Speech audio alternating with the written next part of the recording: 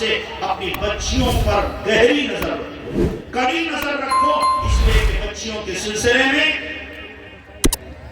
ظالموں نے چال بچھایا ہے، دشمنوں نے پلاننگ کے تحت ہماری بچیوں کو مرتد کرنے کے لیے اسکیمیں کی ہیں۔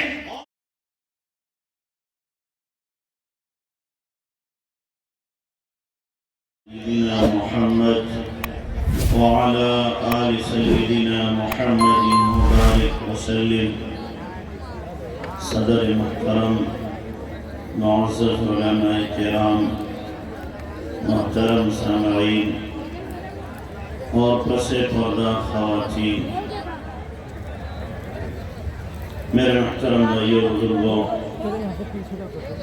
یہ آپ کا دستار بندی کا جلسہ ہے، اور جیسا کہ آپ نے سنا خود مولانا بشیر صاحب دامت برکاتہم کو یاد نہیں اس جلسے کا نمبر کون سا ہے۔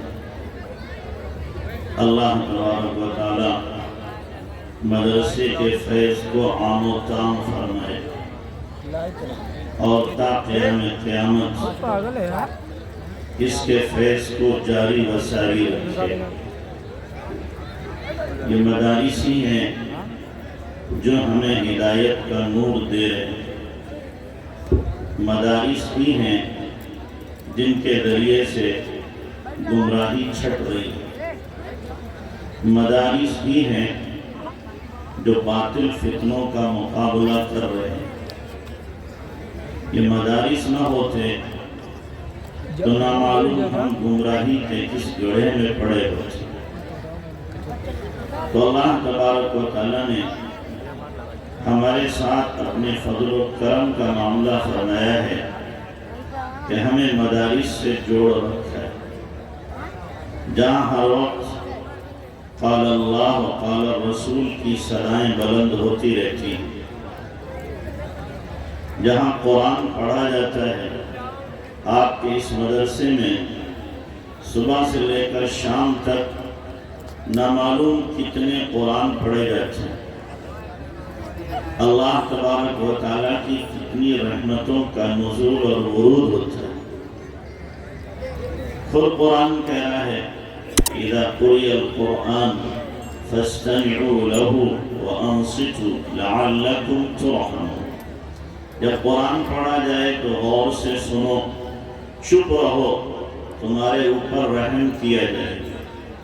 حضرت قاری صدیق صاحب رحمۃ اللہ علیہ ایک مدرسے میں گئے تو مدرسے کے معتمد صاحب نے شکایت کی کہ حضرت مدرسے کے اخراجات کا مسئلہ بڑا مشکل ہوتا جا رہا ہے، آپ دعا فرما دیں۔ حضرت نے کہا تمہارے یہاں حفظ اور ناظرے کی درسگاہیں ہیں کہ جی حضرت ہیں، کہ 2-4 بچوں کو لے کے آؤ، میں قرآن سنوں گا۔ اب وہ صاحب معتمد صاحب 2-4 بچوں کو لے کے گئے، حضرت نے قرآن سنا اور بعد میں فرمانے لگے میں حیرت میں تھا کہ تمہاری اخراجات کی کمی کیسے ہو رہی ہے؟ اللہ تو کہہ رہا ہے کہ قرآن پڑھا جائے گا تو رحمت کا نزول ہوگا، اور تمہارے یہاں پریشانی ہے۔ لیکن قرآن سن کے پتہ چلا کہ قرآن تو پڑھا جا رہا لیکن صحیح ڈھنگ سے نہیں پڑھا۔ قرآن کا جو تلفظ ہونا چاہیے وہ تلفظ نہیں۔ یہ نہیں ہے کہ صرف قرآن پڑھنا ہے، بلکہ قرآن میں اللہ نے خود ارشاد فرمایا الذین آتیناہم الکتاب یتلونہ حق تلاوتہ، کہ ہم نے جن کو قرآن دیا ہے وہ قرآن کی تلاوت کا حق ادا کرتے ہیں۔ تو تلاوت کا حق یہی ہے کہ صحیح لہجے کے ساتھ، ادائیگی کے ساتھ قرآن کو پڑھا جائے۔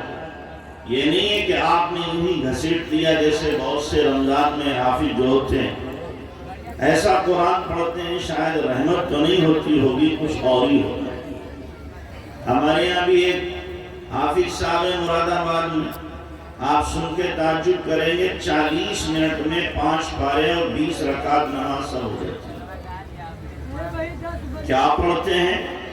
ایک حافظ عظیم صاحب کہتے ایک مرتبہ میں نے سوچا کہ سن تو صحیح کیسا پڑھتے ہیں، مائک میں پڑھ رہے، بڑا مجمع پیچھے، تو انہوں نے قرآن کھولا، پارے کا پہلا لفظ تو سنا کہ کیا ہے، اس کے بعد بیچ میں کیا پڑھا جا رہا ہے، سننے والے حافظ ہیں، قرآن کھول کے بیٹھے، کہتے ہیں بیچ میں کچھ پتہ نہیں چلا کیا پڑھا، آخری لفظ سمجھ میں آیا اور پہلا لفظ سمجھ میں آیا۔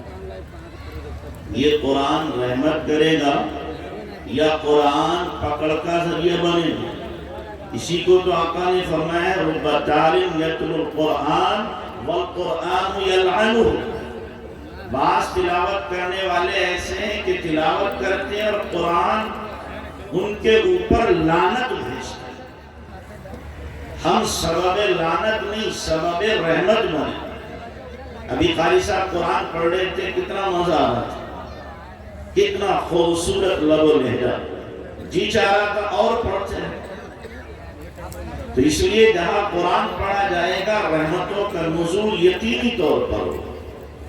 میں نے جو آیات تلاوت کی ہیں بالکل پہلے پارے کی، قاری صاحب نے بھی وہیں سے شروعات کی تھی، میرا ذہن وہیں سے چلا کہ یہیں سے ہم بھی شروعات کر رہے ہیں۔ الف لام میم ذالک الکتاب، الف لام میم میں ہی اللہ تبارک و تعالیٰ نے یہ لوگوں کی ذہن سازی کی ہے اور لوگوں کے دل و دماغ سے یہ خناس نکال دیا ہے کہ ہم بہت کچھ جانتے ہیں۔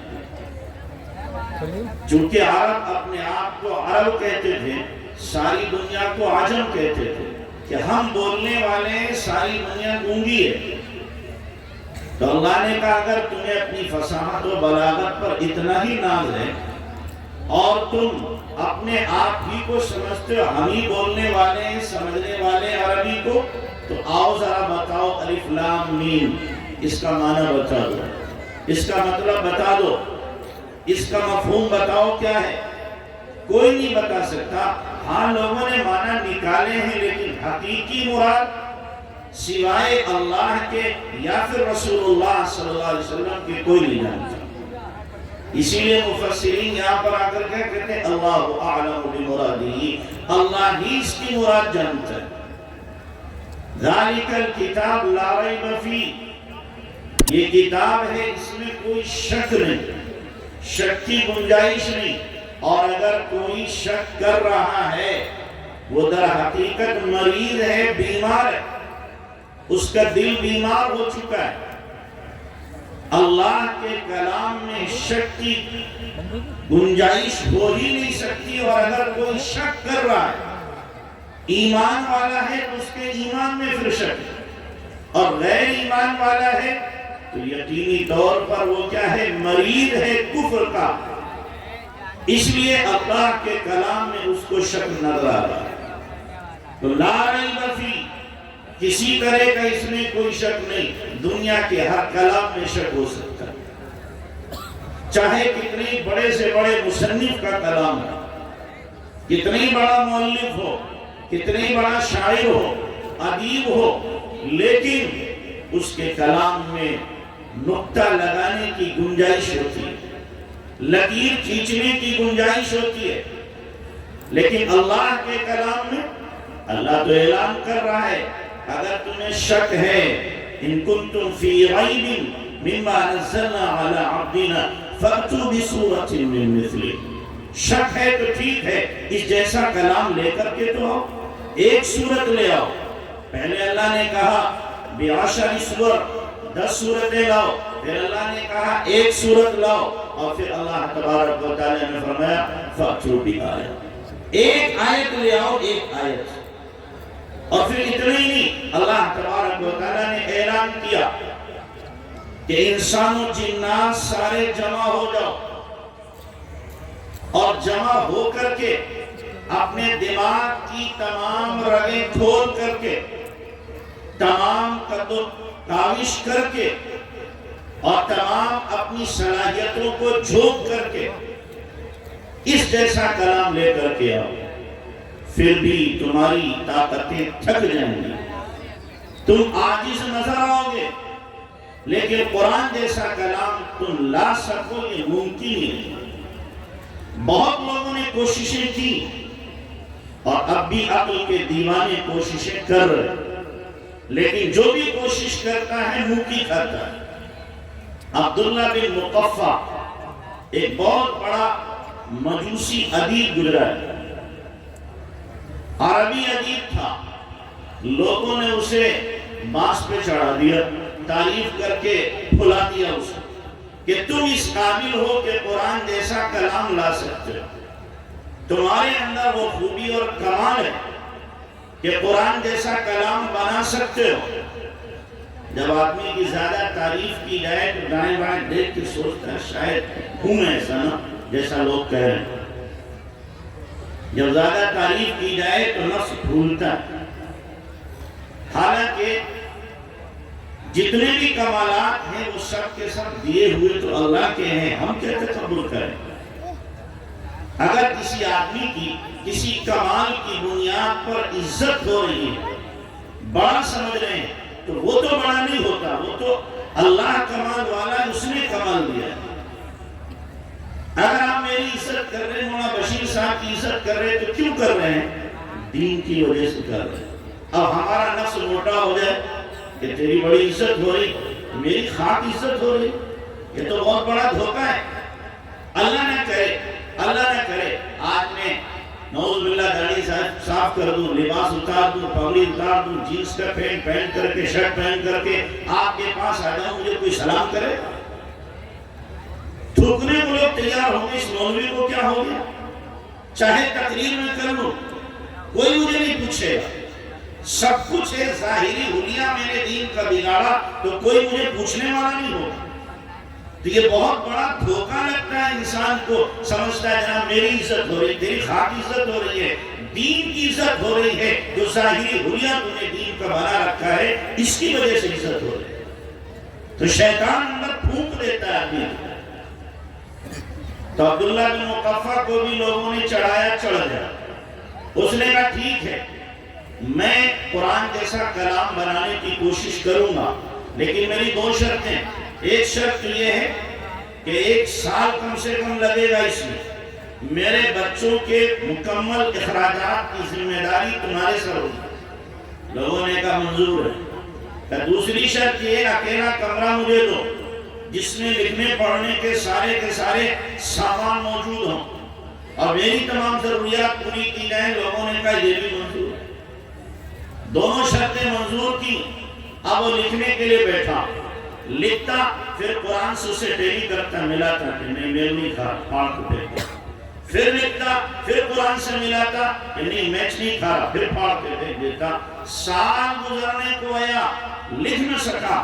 آخرکار اس نے سوچا بڑی رسوائی ہوگی، بڑی ذلت ہوگی، لوگ کیا کہیں گے کہ سال بھر کا خرچہ بھی برداشت کیا رکھا اور تم سے اتنا بھی نہ ہو سکا کہ تھوڑا سا کلام بھی لکھ دو۔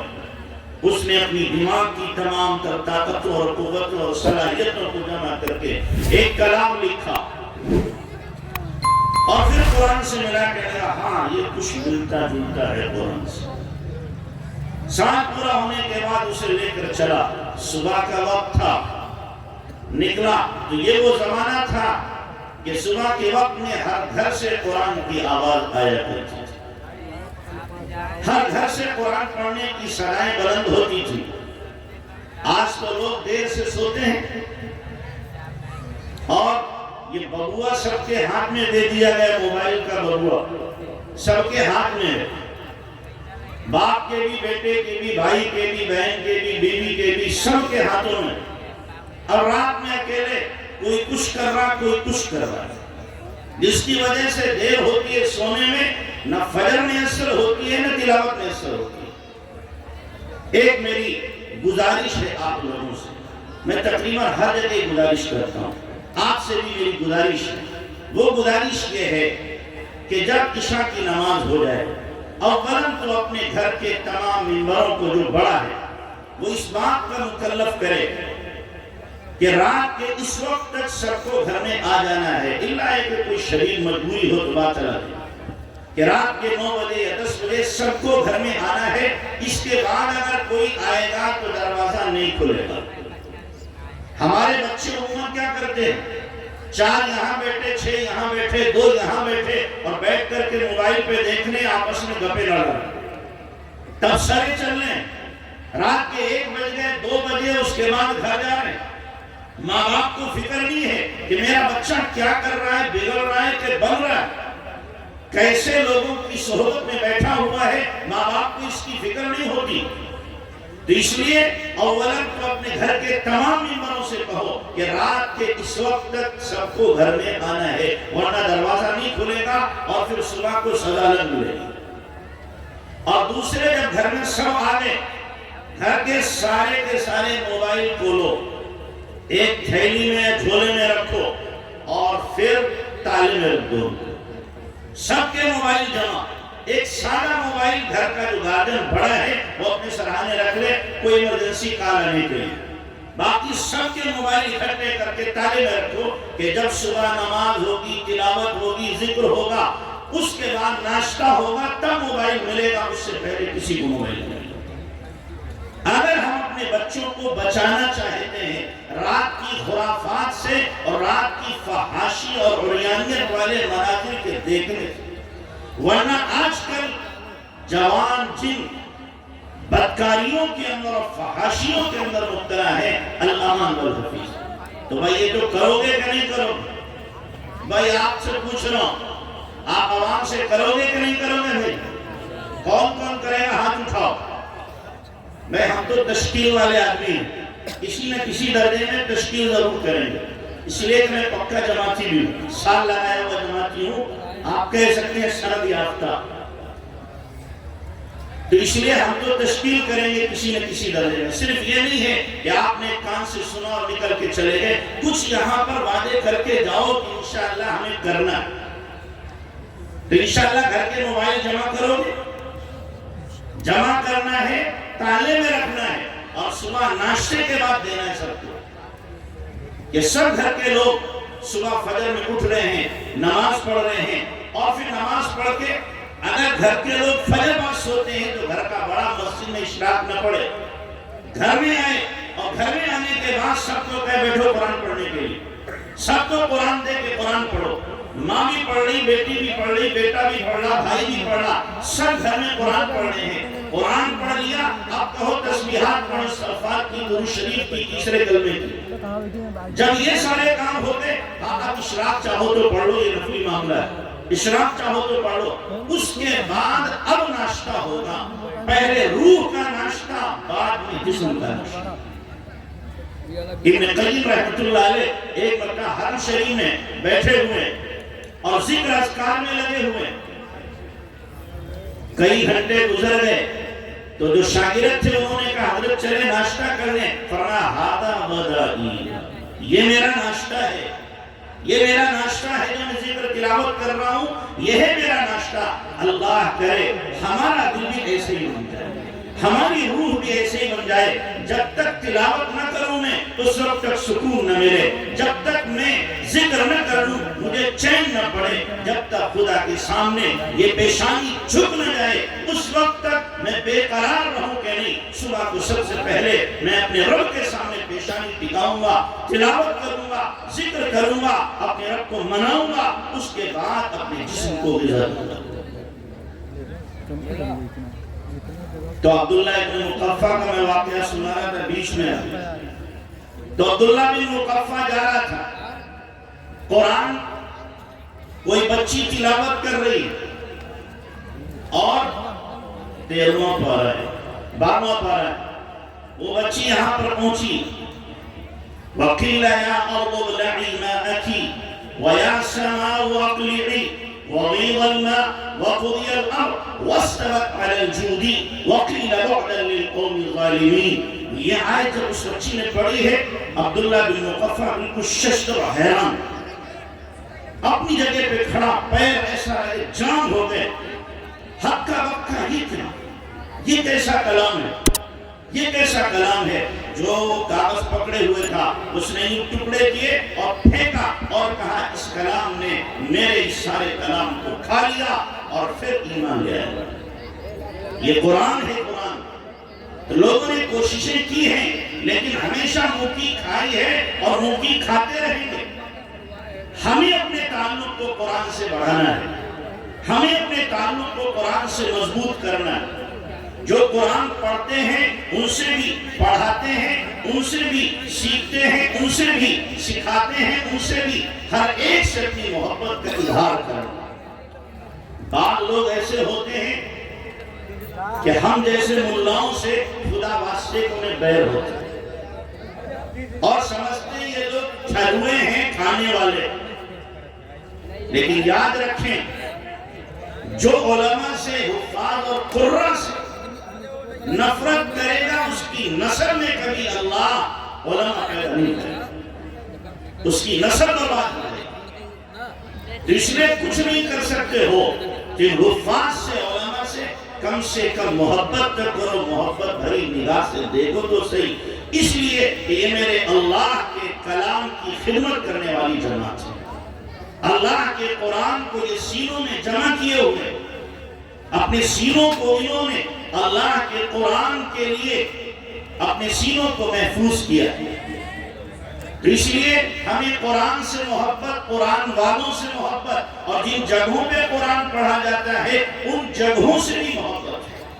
اس لیے کہ ان جگہوں پر اللہ کی رحمتوں کا ورود ہوتا ہے، نزول ہوتا ہے، اس لیے ہمیں ان جگہوں سے بھی محبت ہو۔ تو اپنے قرآن سے تعلق کو مضبوط کرو، اور یاد رکھو جو بھی بندہ حقیقی قرآن کی خدمت کرنے والا اور دیندار ہوگا، اللہ تبارک و تعالیٰ کبھی بھی اسے رسوا نہیں ہونے دیتا، کبھی اسے ذلیل نہیں ہونے دیتا۔ دنیا جو چاہے سمجھتی رہے، ایک دن آتا ہے اللہ اسی کو عزت کی چوٹیوں پر پہنچاتا ہے۔ دنیا والوں کے کام مشکل ہوتے ہیں اور اللہ ان فقیروں کے کاموں کو آسان کر دیتا ہے، مشکلیں ان کی آسان ہو گیا کرتی ہیں۔ اس لیے قرآن سے محبت، قرآن والوں سے ہمیں مکمل طور پر محبت ہو۔ روزانہ اپنا معمول بناؤ کہ ہمیں قرآن پڑھنا ہے۔ ہمارے دادا پیر سے ایک صاحب بیعت ہوئے، 40 سال کے بعد ملے، کہنے کہ حضرت جب سے آپ نے معمول بتایا تھا ایک پارے کا، وہ دن ہے اور آج کا دن ہے، 40 سال میں کوئی دن ایسا نہیں گیا کہ پارے کا نہ ہوا۔ یہ قرآن سے تعلق والے، محبت والے۔ ایک صاحب کو بتایا کسی نے، کسی عالم نے، کہ جو بندہ 1 سال روزانہ ایک قرآن پڑھے گا اللہ اس کی نسل میں قرآن کے فیض کو جاری کر دے گا۔ وہ بھی کچھ عجیبی بندہ تھا، اس نے ٹھان لیا کہ ٹھیک ہے، 1 سال تک روزانہ اس نے ایک قرآن پڑھا۔ سردی، گرمی، برسات، بیماری، صحت، خوشی، غمی، سفر، حضر، ہزار قسم کی آدمی کے ساتھ کیا ہے پریشانیاں ہیں، لیکن 1 سال تک اس نے روزانہ ایک قرآن پڑھا۔ اللہ نے اس کا صلہ یہ دیا کہ بیٹے حافظ، بیٹیاں حافظ، پوتے حافظ، پوتیاں حافظ، نواسے حافظ، نواسیاں حافظ، جو داماد ملے وہ حافظ، پورا گھرانہ حفاظ کا۔ اس گھرانے کو عزت و شہرت مل رہی ہے کائیں سے؟ قرآن سے۔ آج لوگ کیا ہے مشہور ہوتے ہیں، ابھی فلاں سیاسی گھرانہ ہے، فلاں ڈاکٹروں کا گھرانہ ہے، فلاں جو ہے ٹیچروں کا گھرانہ ہے، فلاں جو ہے انجینئر لوگوں کا گھرانہ ہے، اس میں بڑے وکلا ہیں اور اس میں کیا ہے جج ہیں، فلاں فلاں ہے، فلاں تاجروں کا گھرانہ ہے، اور فلاں جو ہے وہ بزنس مین لوگوں کا گھرانہ ہے۔ ان کو ان ناموں کے ساتھ شہرت ملتی ہے۔ میرے بھائیوں، ہم اپنے گھرانے کو مشہور کریں کہ لوگ کہیں یہ قرآن والوں کا گھرانہ ہے، یہ قرآن والوں کا گھرانہ ہے، اس میں بڑے حفاظ ہیں، بڑے علماء ہیں، اور اس کے اندر بڑے قرآ ہیں۔ اس گھرانے میں 20-30 حافظ، عالم اور قرآ ملیں گے۔ اللہ کرے ہمارے گھروں کو جو شہرت ملے وہ قرآن کے ساتھ ملے۔ باقی ساری شہرتیں ختم ہونے والی، اور ایک بات اور یاد رکھو، ساری ڈگریاں بھی ختم ہو جائیں۔ کوئی کتنی بڑا ڈاکٹر ہے، ماسٹر ہے، انجینئر ہے، پروفیسر ہے، IAS ہے، PCS ہے، جیسے ہی آخری سانس نکلا اور دم اس نے توڑا، ڈگری وہیں پر ختم ہو گئی۔ اب یہ قبر میں ڈگری نہیں جائے گی اس کی، ختم۔ फर्राटे दार इंग्लिश बोलता था, कब्र में जाके अंग्रेजी बोलेगा, खत्म उसकी अंग्रेजी। लेकिन हाफिज साहब जो दुनिया में हाफिज थे, कब्र में जाके भी हाफिज हैं या खत्म हो जाए? कब्र में भी हाफिज रहेंगे। और ये कुरान जिसकी खिदमत यहाँ की है, यहाँ याद रखा है, मुनकर नकीर जब आएंगे सवाल करने के लिए, तो एक बंदा खड़े होगा कोने में, मुनकर नकीर कहेंगे भाई जाओ तुम अपना काम करो, मुझसे सवाल जवाब करेंगे। वो कहेगा नाना हम यहीं खड़े रहेंगे, तुम्हें अगर सवाल जवाब करना है करो, हम इसका साथ नहीं छोड़ेंगे। क्यों भाई तुम कौन हो?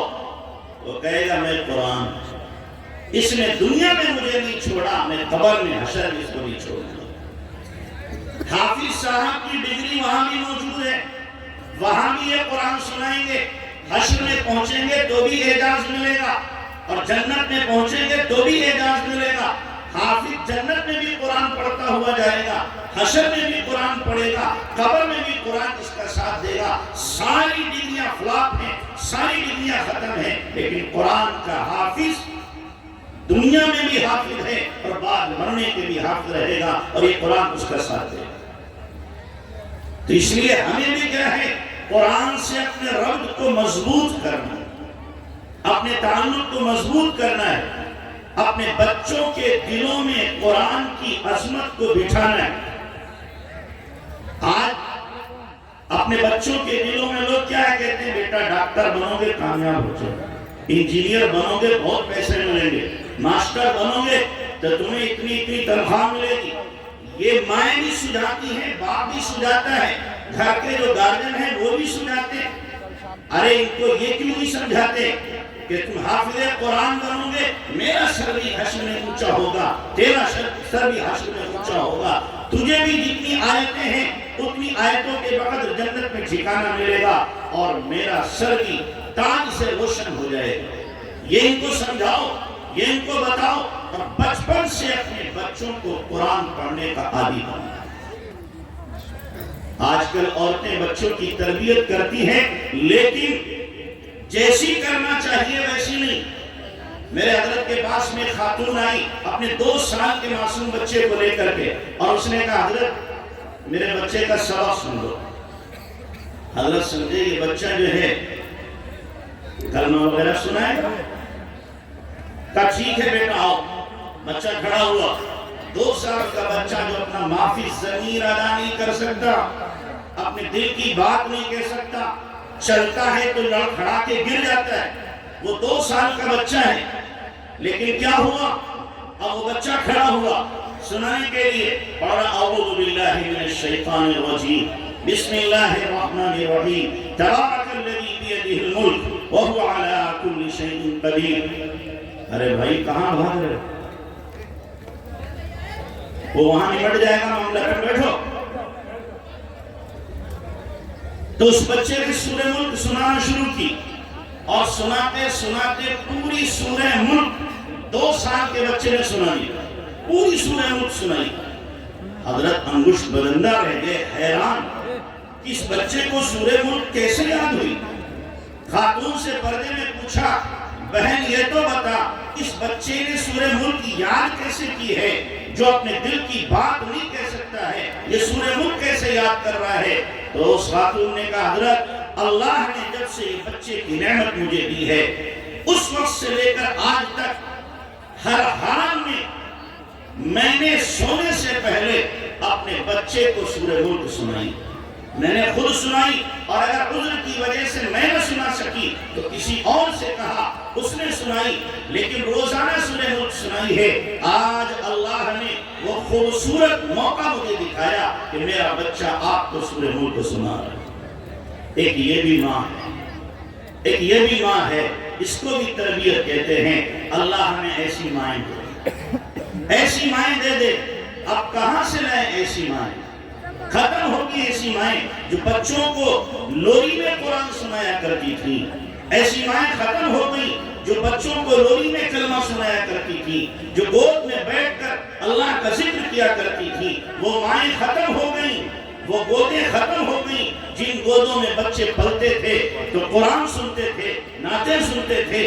کلمہ سنتے تھے، اللہ کی حمد و ثنا سنتے تھے، بزرگوں کے واقعات سنتے تھے، اب مائیں نہ معلوم کیا کیا سناتی ہیں۔ اب تو حال یہ ہے بچہ 1.5 سال کا ہوا نہیں کہ ماں جیسے ہی بچہ روتا ہے وہ اس کو بہوا دے دیتی ہے، موبائل تھما دیا، وہ انگلی چلا رہا ہے، ماں سمجھتی ہے بچہ کیا ہے، کھیل رہا ہے، کھیل نہیں رہا، وہ ظالم ہے ماں، یاد رکھنا، وہ بدبخت ماں ہے جو اپنے بچے کو 1.5-2 سال کی عمر میں موبائل پکڑا رہی ہے، اس لیے کہ سائنسدانوں کی ریسرچ ہو چکی ہے کہ 4 سال سے پہلے اگر بچے کو موبائل دیا جائے گا اس کے دماغ کی گروتھ رک جائے گی، اس کا دماغ بڑھنا بند ہو جائے گا اور بچہ بڑا ہو کر کے کوئی بڑا کام نہیں کر سکتا۔ تو یہ ماں بچے سے محبت کر رہی ہے یا بچے کے ساتھ ظلم کر رہی ہے، بچے کے ساتھ زیادتی کر رہی ہے؟ ماں کو تو یہ چاہیے تھا کہ بچے کو کھلاتی تو صحیح لیکن قرآن کے ساتھ کھلاتی، بزرگوں کے واقعات کے ساتھ کھلاتی۔ ارے صحابیات کی زندگی یاد کرو، بچہ گود میں ہے، بخاری میں ہے، بچے گود میں ہوتے تھے، معصوم صحابیات ان کو روزہ رکھوا دیا کرتی تھی۔ ان کی تاریخ کیوں نہ پڑھی، ان کی زندگی کیوں نہ پڑھی؟ اپنے بچوں کو تباہی کے دہانے پہ ڈال دیا، بربادی کے دہانے پہ ڈال دیا۔ تو بچے اگر اللہ نے دیے ہیں تو یہ بچے امانت ہیں، ان کو قرآن سے جوڑو، دین سے جوڑو، شریعت سے جوڑو، جناب رسول اللہ صلی اللہ علیہ وسلم کی محبت ان کے قلوب میں راسخ ہو، ایسی محبت بٹھاؤ کہ کسی ماحول میں جائیں، کتنے ہی فتنوں کا ماحول ہو، کفر و ارتداد کا ماحول ہو اور کتنا ہی بے دینی کا ماحول ہو، لیکن یہ اپنے دین کا سودا کرنے کے لیے کسی حال میں تیار ہے۔ ایسا ماحول بنانے کی ضرورت ہے اور ایسی ذہن سازی کرنے کی ضرورت ہے۔ تو اپنے بچوں کے دلوں میں قرآن کی محبت بٹھاؤ، قرآن کی عظمت بٹھاؤ، تاکہ بچے بڑے ہو کر کے قرآن والے بنے، قرآن والے بنے۔ تو ذالک الکتاب لا ریب فیہ، یہ کتاب ہے جس میں کسی طرح کی کوئی شک کی گنجائش نہیں، جو سراپا ہدایت ہے، سراپا ہدایت ہے۔ تو اس لیے ہمیں اس کتاب سے اپنے تعلق کو کیا کرنا ہے؟ مضبوط کرنا ہے۔ قرآن کہہ رہا ھدی للمتقین، یہ قرآن کیا ہے؟ متقیوں کے لیے سراپا ہدایت ہے۔ یہ قرآن کے ذریعے سے ہدایت ملتی ہے۔ ہدایت ملنے کے ذرائع اور اسباب بہت ہیں، شخصیات سے بھی ہدایت ملتی ہے، جگہوں سے بھی ہدایت ملتی ہے، زمانے سے بھی ہدایت ملتی ہے، کتابوں سے بھی ہدایت ملتی ہے۔ آپ دیکھو قرآن کتاب ہدایت، اس سے بھی لاکھوں کو ہدایت ملی ہے۔ کہ سب سے پہلے جس نے قرآن کا ترجمہ کیا، پتھر نامی عیسائی، جس نے انگریزی زبان میں سب سے پہلے ترجمہ کیا، پورے قرآن کا ترجمہ کر لیا۔ جب سورہ ناس پر پہنچا تو کہنے لگا میں نے اس کا ترجمہ تو کیا ہے لیکن اس کلام والے کو تو میں نہیں مانتا۔ اندر سے ضمیر نے اس کو جھنجھوڑا اور اس کے دل میں پکارا، جس قرآن کا تو نے ترجمہ کیا ہے اس پر تو خود بھی ایمان لیا۔ چنانچہ سورہ ناس کے ترجمے سے پہلے وہ ایمان میں داخل ہو گیا۔ قرآن کتاب ہدایت ہے تو قرآن سے بھی لوگوں کو ہدایت ملتی ہے اور اشخاص سے بھی ہدایت ملتی ہے۔ انبیاء کرام کو دیکھ کر لوگ ایمان لاتے تھے۔ جناب رسول اللہ صلی اللہ علیہ وسلم کے چہرے انور کو آ کر کے کفار دیکھتے تھے اور ایمان لے آتے تھے۔ عبداللہ بن سلام نے اللہ کے نبی علیہ السلام کے چہرے کو دیکھا، حضرت سلمان فارسی رضی اللہ عنہ نے آپ کے چہرے کو دیکھا اور دیکھ کر اپنے بابا میں دوہل اعلان کیا، ھذا الوجہ لیس بوجہ کذاب، یہ کسی جھوٹے کا چہرہ نہیں ہو سکتا۔ ایمان میں داخل ہو گئے صرف چہرے کو دیکھ کر۔ تو نبی کی ذات سراپا ہدایت ہے۔ اسی طریقے سے جگہیں بھی ہدایت کا ذریعہ ہیں۔ کعبۃ اللہ ہدایت کا ذریعہ ہے، عالم کی ہدایت چھپی ہوئی ہے۔ قرآن کے اندر خود اللہ تبارک و تعالیٰ نے اعلان کیا ہے ہدی للعالمین۔ تو کعبۃ اللہ کو دیکھ کر ہدایت ملتی ہے۔ کتنے ایسے شرابی، کبابی، جوانی، بدکار، بدماش جاتے ہیں، لیکن کعبۃ اللہ پر نظر پڑتی ہے تو آنکھوں سے سیل رواں جاری ہو جاتا ہے، اور پھر ہمیشہ ہمیشہ کے لیے توبہ طائب ہو کر کے اللہ کے ولی بن جاتے ہیں۔ ایک جوڑا ہمارے اندر لکھا ہے، جدہ میں رہتا تھا عیسائیوں، انہوں نے کہا کہ چلو مسلمانوں کا کعبہ ہم بھی جا کے دیکھتے ہیں کیسا ہے۔ بھیس بدلا، احرام پہنا، اور کسی طریقے سے چیک پوسٹ پہ چوری سے نکل گئے، اور حرم میں میاں بیوی دونوں پہنچ گئے۔ جب پہنچے اور کعبۃ اللہ پہ نظر پڑی تو بیوی شوہر کو دیکھ رہی ہے، رو رہی ہے، شوہر بیوی کو دیکھ کے رو رہے ہیں، دونوں کے آنسو جاری، دونوں رو رہے ہیں، سسکیاں ان کی نکل لی۔ بیوی نے پوچھا کیا ارادہ؟ شوہر نے پوچھا تمہارا کیا ارادہ؟ کہ جی ایمان لانے کا، جس رب کا یہ گھر ہے اس رب پر ہم ایمان لاتے ہیں اور اس رب کو ماننے کے لیے تیار ہیں۔ جس رب نے قرآن بھیجا ہے ہم اس رب پر ایمان لاتے ہیں، قرآن پر ایمان لاتے ہیں۔ کعبۃ اللہ کو دیکھ کر انہیں ہدایت ملے۔ تو جگہوں سے بھی ہدایت ملتی ہے، جگہوں سے ہدایت یہاں تک ملتی ہے کہ 100 کا قاتل صرف نیکوں کی بستی کا ارادہ کرتا ہے، صرف ارادہ کرتا ہے، چل پڑتا ہے، پہنچتا نہیں ہے، بیچ راستے میں ہے اور موت آ جاتی ہے، اللہ اس کے لیے جنت کا فیصلہ کر دیتا ہے۔ صرف جگہوں سے، ایسے آپ کا ایک مدرسہ ہے، جگہ تو ہے، لیکن کتنے ایسے حفاظ ہیں کہ اللہ تبارک و تعالیٰ نے ان کو قبول کیا ہے، کتنے ایسے ہیں جو قرآن پڑھ کے نکلے ہیں اور قرآن کی خدمت کر رہے ہیں۔ تو جگہوں سے بھی ہدایت ملتی ہے، اشخاص سے بھی ہدایت ملتی ہے، کتابوں سے بھی ہدایت ملتی ہے، اور زمانے اور وقت سے بھی ہدایت ملتی ہے۔ آپ دیکھو رمضان کا مہینہ آتا ہے، کتنے لوگ ہدایت کر جاتے ہیں، زمانہ ہدایت دے رہا ہے۔ تو قرآن کیا ہے؟ ہدی للمتقین، متقیوں کے لیے سراپا ہدایت ہے۔ اس کا مطلب یہ نہیں ہے کہ صرف متقیوں کو ہدایت ملے گی، نافرمانوں کو ہدایت نہیں ملے گی، نہیں، ہدایت کے درجات ہیں۔ اعلیٰ ہدایت کا درجہ متقی لوگ قرآن سے حاصل کریں۔ ہدایت کے درجات ہیں، اسی لیے تو قرآن میں اللہ نے کیا فرمایا کہ نماز کی ہر رکعت میں تمہیں ہدایت مانگنا ہے۔ ہر رکعت میں ہم کیا کہتے ہیں؟ اہدنا الصراط المستقیم صراط الذین انعمت علیہم، اے اللہ ہمیں سیدھا راستہ دکھا دے۔ ہر رکعت میں چاہے فرض ہو، نفل ہو، واجب ہو، سنت ہو، ہر رکعت میں ہم کیا کر رہے ہیں؟ اللہ سے دعا مانگ رہے ہیں اہدنا الصراط المستقیم۔ تو کیا ہمیں ہدایت ملی، ہم گمراہ ہیں؟ نہیں، ہدایت کا جو اعلیٰ مقام ہے اللہ مجھے بھی عطا کر، جس درجے پر ہوں اس سے اونچا درجہ مجھے ہدایت کا دے دے۔ تو روزانہ مانگ رہے، ہر نماز میں مانگ رہے، نماز کی ہر رکعت میں اللہ سے مانگ رہے۔ تو متقیوں کو ہدایت اعلیٰ درجے والی ملے گی، لیکن عام آدمی کو بھی قرآن سے ہدایت ملے گی۔ حضرت مولانا عبد الماجد صاحب دریابادی رحمۃ اللہ علیہ، ایک زمانہ ان پر ایسا گزرا جو کمیونسٹ ہو گئے، لیکن اللہ کو ہدایت دینا تھی۔ اکبر الہٰبادی سے ملاقات ہوئی تو اکبر الہٰبادی نے کہا مولانا کبھی قرآن بھی پڑھا ہے؟ اس میں کیا رکھا ہے مجھے اللہ؟ اس میں کیا ہے؟ کبھی نہیں، میں یہ نہیں کہہ رہا کہ قرآن آپ اللہ کی کتاب سمجھ کے پڑھو، میں اس لیے کہہ رہا ہوں آپ عربی ادیب ہو، اس کے اندر عربی ادب بہت اچھا ہے۔ قرآن میں عربی ادب ہے کہ ہاں ہاں بہت اچھا عربی ادب ہے، ٹھیک ہے دیکھوں۔ گئے گھر میں مولانا عبد الماجد دریابادی، جوتے پہنے ہوئے قرآن کو لیا، لیٹ کر کے پڑھا۔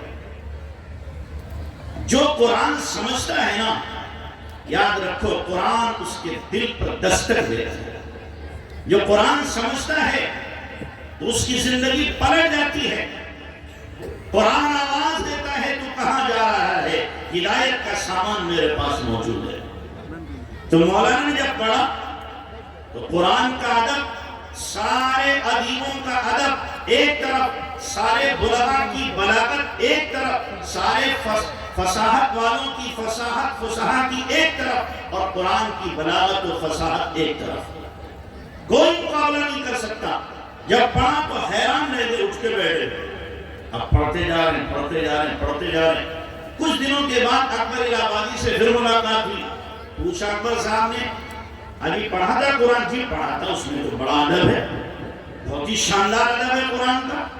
کہ جی ابھی کم سمجھ میں آیا تمہارے، پھر کب پورا سمجھ میں آئے گا؟ کہ وضو کر کے ادب سے پڑھو گے تو زیادہ سمجھ میں آئے گا۔ اب وضو کر کے جو پڑھنا شروع کیا تو دل و دماغ روشن ہو گیا، دہریت ختم ہو گئی۔ اب پھر یہاں تک پہنچے کہ حضرت تھانوی رحمت اللہ علیہ کی خدمت میں پہنچے، حضرت مدنی رحمت اللہ علیہ کی خدمت میں پہنچے، اور پھر اسی قرآن کی تفسیر لکھی، تفسیر ماجدی۔ اور جگہ جگہ مرشد تھانوی نے فرمایا، مرشد تھانوی نے فرمایا، حوالہ دیا ہے تو قرآن نے کیا کیا؟ ان کے دل کی زنگ کو دور کر دیا، کالت کو ختم کر دیا۔ تو جو قرآن سمجھتا ہے، قرآن یقینی طور پر اسے ہدایت کے لیے پکارتا ہے، تو گمراہوں کو بھی ہدایت ملے گی، اور ہدایت یافتہ کو اعلیٰ درجے کی ہدایت قرآن کے ذریعے سے اللہ تبارک و تعالیٰ دے گا۔ تو ھدی للمتقین، قرآن سراپا کیا ہے؟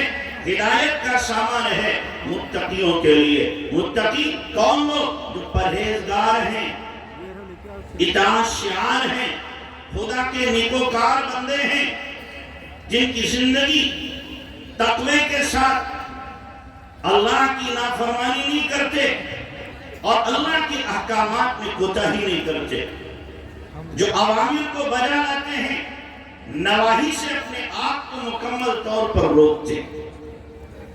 اور تقوی ایسی چیز ہے کہ اللہ تبارک و تعالیٰ نے 6 جگہ پر تو یا ایھا الذین آمنوا کہہ کے مخاطب کیا ہے۔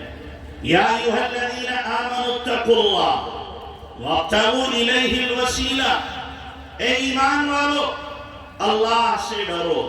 یا ایھا الذین آمنوا اتقوا اللہ وقولوا قولا سدیدا، جگہ جگہ پر اللہ تبارک و تعالیٰ نے مخاطب کیا ہے، یا ایھا الذین آمنوا اتقوا اللہ، اے ایمان والو تم دیکھو کہ تم نے کل کے لیے کیا تیاری کر رکھی ہے۔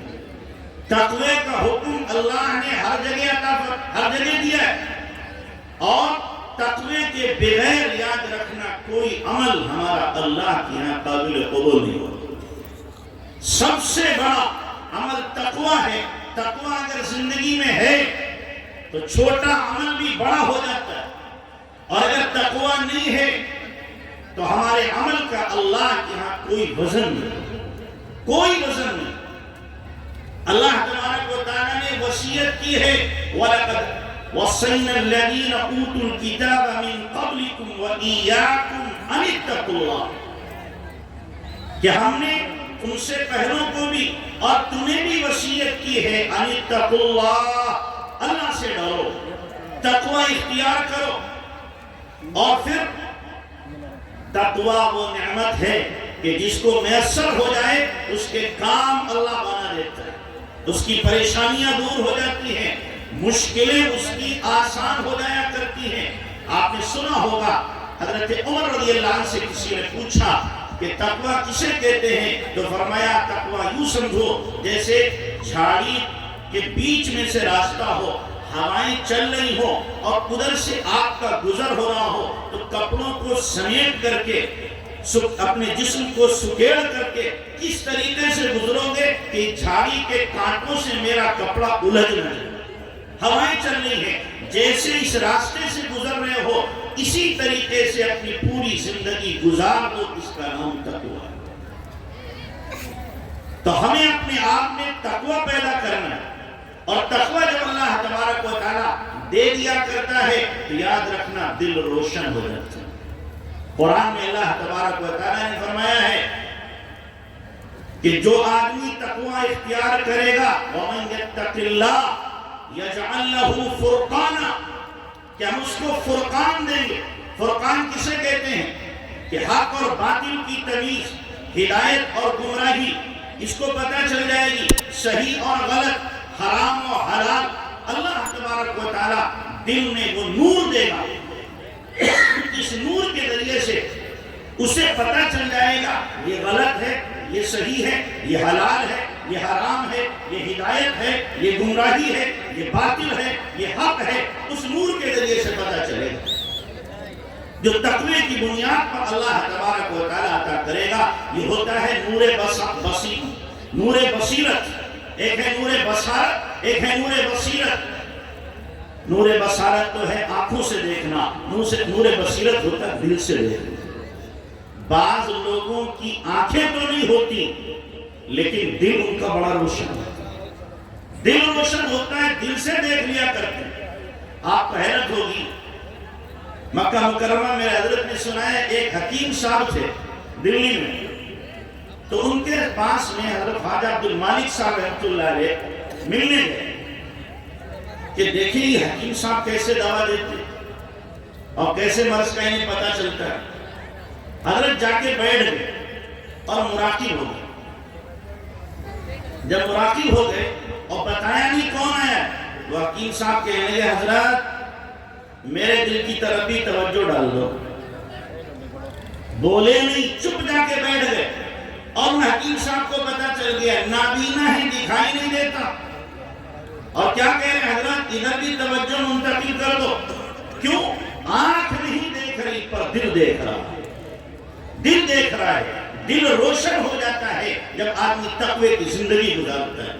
حضرت علی رضی اللہ تعالیٰ عنہ کا واقعہ مشہور ہے۔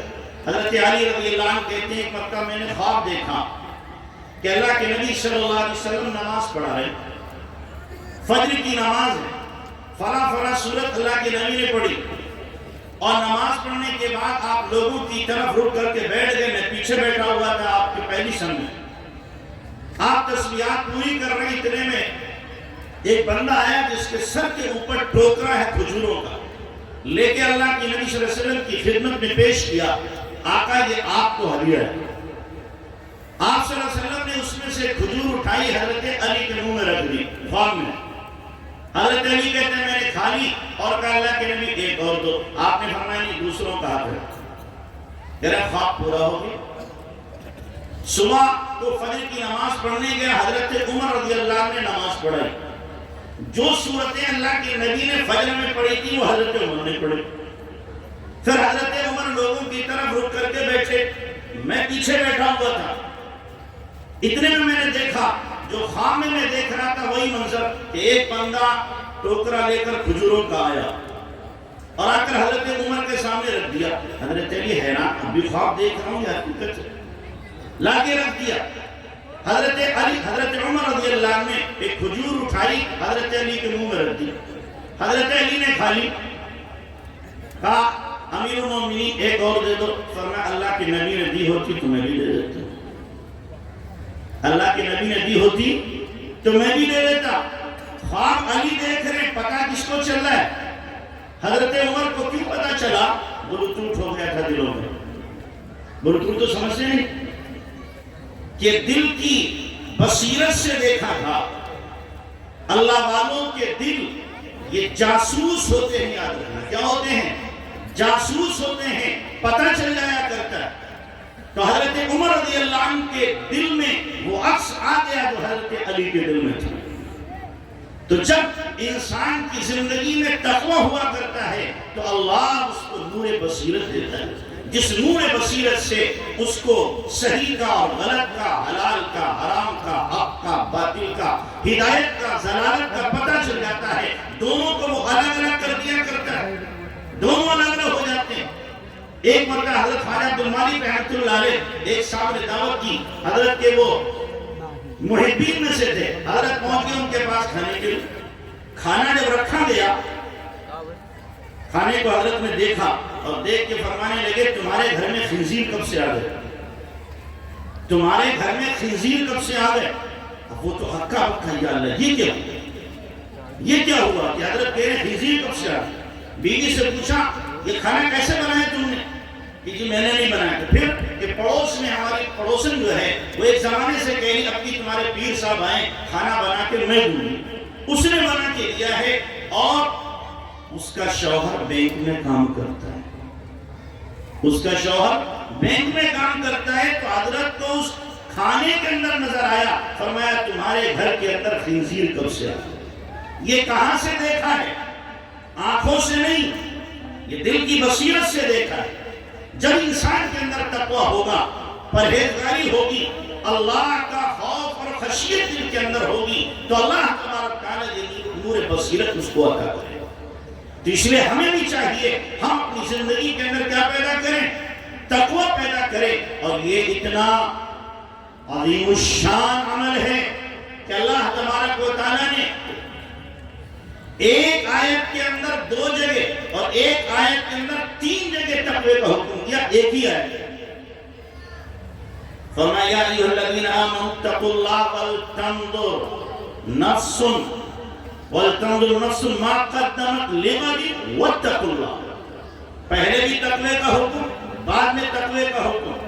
7ویں پارے میں اللہ نے فرمایا لیس علیکم جناح، تمہارے اوپر کوئی گناہ نہیں ہے کہ تم کیا کرو، کھاؤ تقوی اختیار کرو، پھر کھاؤ پھر تقوی اختیار کرو، پھر کھاؤ پھر تقوی اختیار کرو۔ 3 مرتبہ ایک آیت میں اللہ تبارک و تعالیٰ نے حکم دیا، فیما تعینوا اذا ما اتقوا ثم اتقوا، فیما تعینوا اذا ما اتقوا وآمنوا ثم اتقوا وآمنوا ثم اتقوا واحسنوا۔ 3 مرتبہ ایک ہی آیت میں اللہ نے تقوی کا حکم دیا۔ اندازہ لگائیں ایک آیت کے اندر قرآن میں آپ کو کہیں 3 مرتبہ نماز کا حکم نہیں ملے، زکوٰۃ کا ایک آیت میں 3 مرتبہ حکم نہیں ملے گا، روزے کا ایک آیت میں 3 مرتبہ حکم نہیں ملے گا، حج کا ایک آیت میں 3 مرتبہ حکم نہیں ملے گا، دیگر اعمال کا بھی اسی طریقے سے ایک آیت میں 3 مرتبہ حکم نہیں ملے گا۔ لیکن تقوی وہ عظیم الشان عمل ہے کہ ایک آیت میں 3 مرتبہ اللہ تبارک و تعالیٰ اس کا حکم دے رہا ہے۔ اور پھر اللہ تبارک و تعالیٰ کی طرف سے جو تقوی اختیار کرنے والا ہے اس کے لیے اعلان ہو رہے ہیں۔ آپ جتنے بیٹھے ہوئے ہیں نا، اگر میں ایک ایک کر کے سب سے پوچھوں بھائی روزی کے مسئلے میں کون پریشان ہے، سبھی ہاتھ اٹھا دیں گے کہ میں پریشان۔ کروڑ پتی ہے وہ بھی کہے گا جی ہوں تو کروڑ پتی، لیکن آگے کیا لگائے گا، لیکن مسئلہ پریشانی کا ہے، آپ دعا کریں۔ روزانہ مرغے چرنے کھانا ہوگا، اس سے بھی کچھ وہ کہے گا جی دال روٹی چل رہی ہے، حضرت دعا کر دیں اللہ روزی کھول دے، وہ بھی یہی کہے گا۔ اللہ تبارک و تعالیٰ ہمیں نسخہ دے رہا ہے، اللہ نسخہ دے رہا ہے۔ اللہ تبارک و تعالیٰ فرمایا وَمَن يَتَوَكَّلْ، اللہ فرمایا وَمَن يَتَّقِ اللَّهَ يَجْعَلْ لَهُ مَخْرَجًا وَيَرْزُقْهُ مِنْ حَيْثُ لَا يَحْتَسِبُ، کہ جو تقوی اختیار کرے گا اللہ اولاً تو ہر مشکل سے اس کے لیے راستہ نکال دے گا۔ جہاں لوگ پریشان ہوں گے اس کے لیے راستہ نکل آئے گا، جہاں لوگ جوتیاں چڑھاتے پھر رہے ہوں گے لیکن اللہ اس کے لیے آسانی پیدا کر دے گا۔ جو حقیقت میں متقی ہوتا ہے اللہ تبارک تعالیٰ اس کے کاموں کو آسان کر دیا۔ ایک واقعہ میں آپ کو سناتا ہوں۔ ایک مرتبہ ہمارے حضرت مدینہ منورہ میں تھے، ایک صاحب آئے کہنے لگے حضرت دعا کر دیں۔ کیا ہوا کہ جی میرے دوست نے آج مجھے بہت کھری کھوٹی سنائی۔ کیوں کہ میں نے اس سے کہا تھا کہ میرے بیٹے کے لیے رشتہ ڈھونڈو، تو اس نے وہ تو میرے اوپر سوار ہو گیا۔ اللہ نے ان کو 9 بیٹے دیے تھے، کتنے؟ 9، اور انہوں نے اٹھا کے سب کو عالم حافظ قاری مفتی بنا دیا، 9 کے 9 حافظ عالم قاری مفتی۔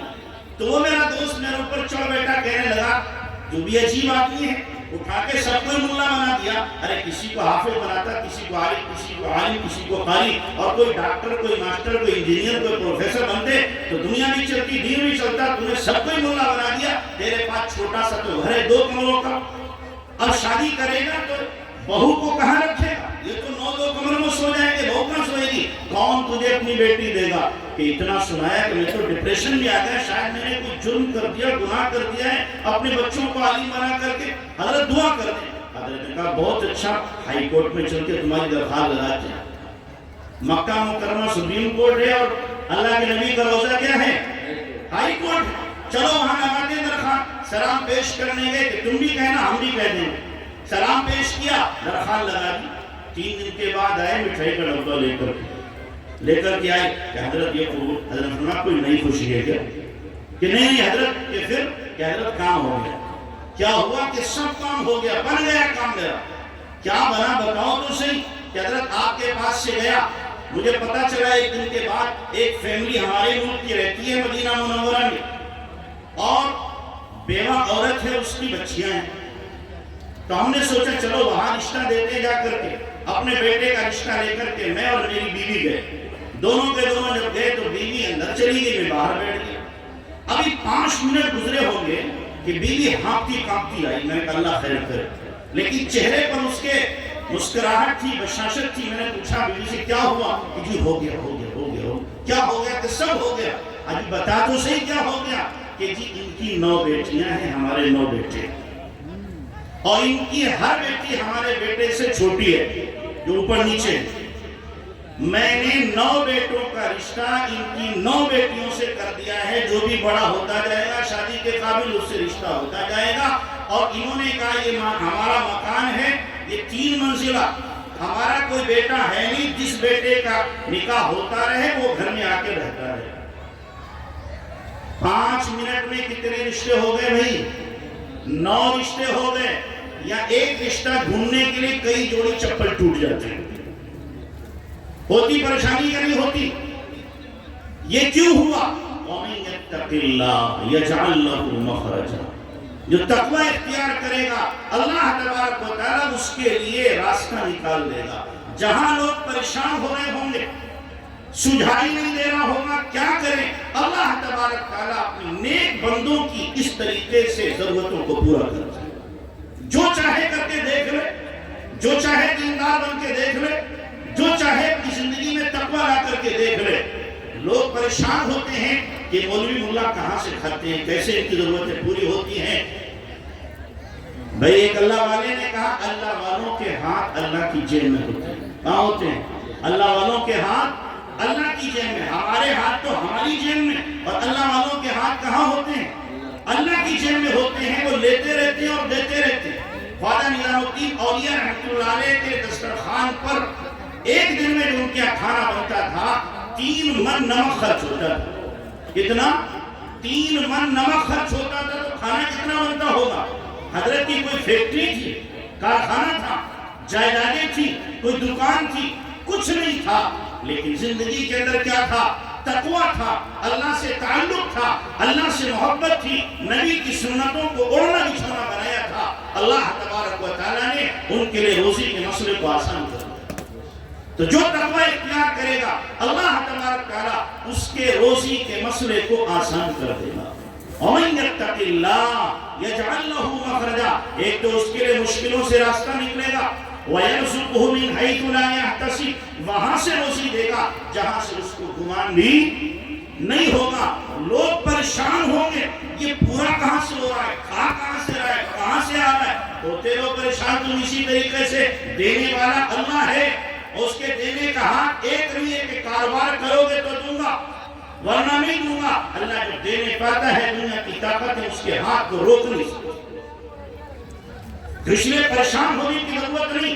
روزی کا ٹھیکہ اللہ نے لیا ہے۔ کس نے لیا ہے؟ روزی کا ٹھیکہ اللہ نے لیا ہے، اور ہمیں مکلف بنایا تم ہمارا کام کرو، عبادت کرو، دین کی خدمت کرو، روزی ہم تمہیں دیں گے۔ جتنے مقدر کی روزی ہے وہ ہمیں مل کے رہے گی، ہمیں پریشان ہونے کی قطعاً ضرورت نہیں ہے، وہ اللہ پہنچا کے رہے گا۔ دو شے آدمی را کشد زور زور، یکے آب و دانا یکے خاک گور، 2 چیزیں پوری قوت کے ساتھ آدمی کو اپنی طرف کھینچتی ہیں، ایک تو روزی اور دوسرے قبر کی مٹی، جہاں دفن ہونا ہے پہنچ کے رہے گا۔ وَيَرْزُقْهُ مِنْ حَيْثُ لَا يَحْتَسِبُ، روزی کے سلسلے میں لوگ بہت پریشان ہیں، لیکن یہ پریشان ہونے کی ضرورت نہیں ہے۔ جاہلوں کو اللہ نوازتا ہے اور پڑھے لکھوں کو اللہ محروم کر دیتا ہے۔ آپ لوگ علماء بیٹھے ہیں، انہوں نے شعر پڑھا ہوگا مختصر معنی میں، کم عالم عالم آیت مذاہبہ وجاہل جاہل تلقاہ مرزوقا، هذا الذي ترك الاوهام حائرة وصدر عالما نحریر زندیقا۔ کتنے ایسے پڑھے لکھے لوگ ہیں جو روزی کے سلسلے میں حیران پریشان شدر رہتے ہیں، اور جاہل اللہ اس کو ایسے دے رہا جیسے سمندر سے روزی ڈول بھر رہا ہو۔ یہی وہ چیز ہے جو لوگوں کو پریشان کر رکھا ہے، اور بڑے بڑے ماہر عقلاء اور علماء کو اور بڑے بڑے لوگوں کو زندیق اور بددین بنا دیا ہے۔ اس لیے روزی کے سلسلے میں سب سے بہترین چیز کیا ہے؟ تقوی۔ اللہ قرآن میں اعلان کر رہا ہے وَمَن يَتَّقِ اللَّهَ يَجْعَلْ لَهُ مَخْرَجًا وَيَرْزُقْهُ مِنْ حَيْثُ لَا يَحْتَسِبُ، وہاں سے روزی ملے گی جہاں سے تمہیں گمان بھی نہیں ہوگا۔ صحابی کو روزی کہاں سے ملے؟ بل میں سے۔ استنجا کرنے کے لیے گئے، چڑیا لائی 1 دینار، دوسرا، تیسرا، چوتھا، 17 دینار لائی۔ آخر میں لا کے اس نے تھیلی بھی رکھ دی کہ ختم ہو گئے۔ ان صحابی نے تھیلی میں بھرے، ہم اور آپ ہوتے تو کیا کرتے؟ بتانا کسی کو نہیں، آڑے وقت میں کام آئے۔ لیکن صحابہ کی ادا بڑی خوبصورت تھی، کوئی کام آقا سے پوچھے بغیر نہیں کرتے تھے۔ وہ لائے اور آقا سے آ کے پوچھا، آقا ایسا ایسا ہوا، استنجا کر رہا تھا، چڑیا نے لا کر کے 17 دینار دے دیے، میں لے کے آیا ہوں۔ آپ نے فرمایا ارے بھائی یہ بتاؤ تم نے ہاتھ تو نہیں لگایا؟ نہ، ہاتھ بالکل نہیں لگا۔ آپ نے فرمایا اللہ کی طرف سے روزی ہے، کھا لیتے اسے۔ بل میں سے روزی ملی اور ہماری روزی بلوں میں جا رہی ہے۔ کہاں جا رہی ہے؟ بلوں میں جا رہی کہ نہیں؟ لائٹ کا بل، فلاں کا بل، فلاں کا بل، موبائل کا بل، بلوں میں جا رہی۔ ان کی کہاں سے آ رہی تھی؟ بلوں میں سے آ رہی تھی۔ کہ جب آدمی تقوی اختیار کرے گا اللہ وہاں سے دے گا جہاں سے اس کو گمان نہیں ہوگا۔ اس لیے اپنی زندگیوں کو تقوی پہ لانے کی ضرورت ہے۔ پھر دیکھو اللہ تبارک تعالیٰ کی نوازشات کیسے ہوتی ہیں، اس کی رحمتیں اور برکتیں کس طریقے سے ہماری طرف متوجہ ہوتی ہیں۔ اور پھر اللہ فرماتا ہے وَمَن يَتَّقِ اللَّهَ يَجْعَلْ لَهُ مِنْ أَمْرِهِ يُسْرًا، کہ جو تقوی اختیار کرے گا ہم اس کے کام کو آسان کر دیں گے۔ اور آگے اللہ فرمانا وَمَن يَتَّقِ اللَّهَ يُكَفِّرْ عَنْهُ سَيِّئَاتِهِ وَيُعْظِمْ لَهُ أَجْرًا، کہ جو تقوی اختیار کرے گا ہم اس کے گناہوں کو بھی معاف کریں گے۔ متقی کے گناہ تقوی کی بنیاد پر معاف، اور فرمایا وَيُعْظِمْ لَهُ أَجْرًا، اس کا اجر بھی بہت بڑا کر دیں گے۔ اللہ جب کہہ رہا ہم بڑا اجر کر دیں گے تو کتنا بڑا دے گا؟ اللہ کتنا بڑا دے گا؟ تو تقوی کی بنیاد پر اللہ تبارک و تعالیٰ گناہوں کی معافی کا بھی اعلان کر رہا ہے، اور ساتھ ساتھ میں اجر کو بڑھانے کا بھی اللہ تبارک تعالیٰ اعلان کر رہا ہے۔ اس لیے ہمیں اپنی زندگیوں میں تقوی کو لانے کی ضرورت ہے۔ اچھا کتنا تقوی اختیار کریں؟ ایک آیت میں تو اللہ نے فرمایا اتقوا اللہ حق تقاتہ، جتنا اللہ سے ڈرنے کا حق ہے اتنا ڈرو۔ صحابہ پریشان ہو گئے، اللہ کے نبی کے پاس آگے اللہ حق تو ہم نہیں ادا کر سکتے، حق تو نہیں ادا کر سکتے ڈرنے کا۔ تو اللہ نے آیت اتار دی فاتقوا اللہ ما استطعتم، اچھا ٹھیک ہے جتنا تمہارے بس میں ہے، جتنا تمہاری طاقت اور قوت میں ہے اتنا تو تقوی اختیار کر لو گے۔ بعض لوگوں کو کیا ہے تقوی کا حیضہ ہو جاتا ہے، ورنہ اس حیضے کی ضرورت نہیں۔ حیضے پہ حضرت تھانوی رحمۃ اللہ علیہ واقعہ لکھا، ایک پیر صاحب کے پاس ان کے مریدین پہنچے، وہ پیر صاحب رو رہے، پوچھا حضرت کیا بات ہو گئی؟ کہ جی کیا بتاؤں، اب تک تو حلال روزی تھی میری، اب شبہ ہو گیا۔ کیا شبہ ہو گیا؟ کہ جی میں اپنا ہل جوت رہا تھا، میرا بیل دوسرے کے کھیت میں چلا گیا اور اس کے کھر میں مٹی لگ کر کے میرے کھیت میں آ گئی، اب شبہ ہو گیا۔ یہ کیا؟ یہ تقوی کا حیضہ ہے۔ اس سے کون بچ لے؟ کوئی نہیں بچ سکتا، یہ حیضہ اور حماقت۔ تو اللہ نے اس لیے کیا فرمایا فاتقوا اللہ ما استطعتم، جتنا تمہارے بس میں ہے اور جتنا تم تقوی اختیار کر سکتے ہو اتنا تقوی اختیار کرو۔ مائیں بہنیں پردے سے رہ سکتی ہیں، تقوی ہے، اور نہ رہیں یوں ہی گھومتی رہیں، جس کو قرآن میں اللہ نے فرمایا ہے وَلَا تَبَرَّجْنَ تَبَرُّجَ الْجَاهِلِيَّةِ الْأُولَى، زمانے جاہلیت کی طرح ننگی نہ پھرو۔ آج کل کیا کہتے ہیں فیشن، ننگا پھرنا کیا ہے؟ فیشن ہے، یہ بات فیشن ہے، فیشن نہیں ہے، کہتے ہیں نیا زمانہ۔ قسم اللہ کی نیا زمانہ نہیں، یہ تو پرانا فیشن ہے۔ اللہ کے نبی کے زمانے سے پہلے عورتیں ننگا رہا کرتی تھی، ان کا لباس آدھا ادھورا ہوا کرتا تھا۔ آج اگر کوئی عورت ایسا لباس پہن رہی ہے تو اس نے کون سا فیشن اختیار کیا ہے؟ زمانے جاہلیت والا فیشن اختیار کیا ہے۔ یہ نیا نہیں، ماڈرن نہیں ہے، یہ تو دقیانوسی ہے، قدامت پسندی ہے، یہ پرانا طریقہ اس نے اختیار کیا ہے۔ ہاں متقی ہے وہ عورت جو پردے کے ساتھ چل رہی ہے، پردے کے ساتھ رہ رہی ہے، حیا کے ساتھ رہ رہی ہے۔ میں ایک بات کہہ کے ختم کرتا ہوں، میری ماں بہنوں، خاص طور سے اپنی بچیوں پر گہری نظر رکھو، کڑی نظر رکھو، اس لیے کہ بچیوں کے سلسلے میں ظالموں نے چال بچھایا ہے، دشمنوں نے پلاننگ کے تحت ہماری بچیوں کو مرتد کرنے کے لیے اسکیمیں کی ہیں اور تدبیریں کی ہیں، طرح طرح کے ان کو لالچ دیے جا رہے ہیں کس طریقے سے کفر کے دلدل میں دھس جائیں اور اپنی عزت و ناموس کا سودا کرنے۔ اس لیے بچیوں پر کڑی نظر رکھو، کڑی نظر رکھو۔ ایسا نہ ہو کہ بچی ایمان والے گھر میں پیدا ہونے کے بعد کفر کی دلدادہ بن جائے اور کفر کی گود میں جا کر کے کھیلے۔ خدا کے واسطے ایسا اگر آپ کر رہی ہیں اور بچی پر نظر نہیں رکھتی ہیں تو یقینی طور پر یہ وہ آپ کا گناہ ہوگا اور یہ وہ ظلم ہوگا جو معاف نہیں ہوگا۔ اس لیے کڑی نظر اپنی بچیوں پر رکھنے کی ضرورت ہے۔ ان کی تربیت دینی ذہن سازی کے ساتھ کرو، ان کے اندر تقویٰ پیدا کرو۔ میں ایک بات کہا کرتا ہوں، آج کسی عورت کے یہاں بچی پیدا ہو جائے تو عورت ذات ایسی ہے کہ بچی کے پیدا ہوتے ہی فوراً اسے فکر ہو جاتی ہے جی اس کا زیور کیسے تیار ہو۔ 2 سال کی ہوگی تو ایک زیور چھوٹا سا کان میں پہن دے، پھر وہ 8 سال کی ہوئی تو ناک کا زیور، بڑھتے بڑھتے جب وہ شادی کی عمر کو پہنچے گی تو معلوم ہوا شوہر سے چھپا چورا کر کے اس نے سارے زیور تیار کر لیے، سارے انگ کے زیور دے دیے اسے، اور جب رخصت کرنے پہ آئی تو پتا چلا کان کا زیور، ناک کا زیور، ماتھے کا جھومر، گلے کا ہار، اسی طریقے سے انگلیوں کے اندر انگوٹھیاں اور پیر کا زیور، سارے زیورات سے وہ لگی ہوئی ہے، پیلی ہے۔ میں کہتا ہوں سارا زیور دیا، میری بہنوں ایک زیور اور ہے دل کا۔ آپ نے دل کا زیور بھی دیا ہے۔ دل کا زیور کیا ہے؟ دل کا زیور اللہ کا تعلق ہے، اللہ کی محبت ہے۔ مصلے پر بیٹھنا اس کو سکھایا کہ نہیں سکھایا؟ اللہ سے مانگنا سکھایا کہ نہیں سکھایا؟